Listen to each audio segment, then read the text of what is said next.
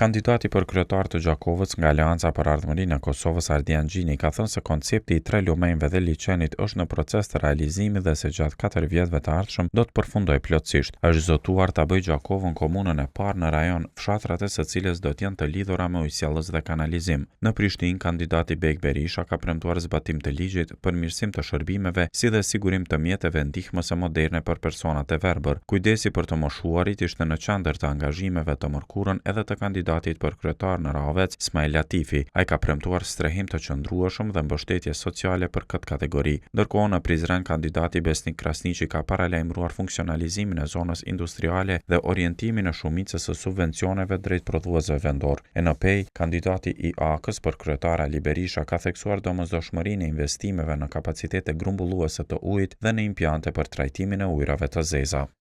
Në krejt botë krijon kapacitete grumbulluese të ujrave në momentet ku ka shumë dhe mandej mu shfrytzu kur ka ma pak. Kjo është mungesa edhe e ujësjellësave në shumë lokalitete që s'ka ujë tamam.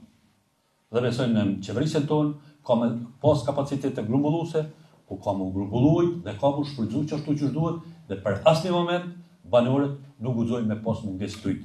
Unë publikisht zotona që 80% e këtyre subvencioneve do të orientohet te prodhuesi. 2018 një hapësirë që është ofër juve këto, që ka qenë pronë e ushtrisë jugoslave, me një vendim kryeministit Haradinaj ju ka nda komunës Prizrenje për me fillu me themelu zonën industriale në Prizren, në vitin 2018. Sot jemi në vitin 2025, po besojmë që kena edhe prodhujen edhe e dim rrugën qysh me funksionalizu me një afat rekord këtë zonë industriale që kemi ofër këto.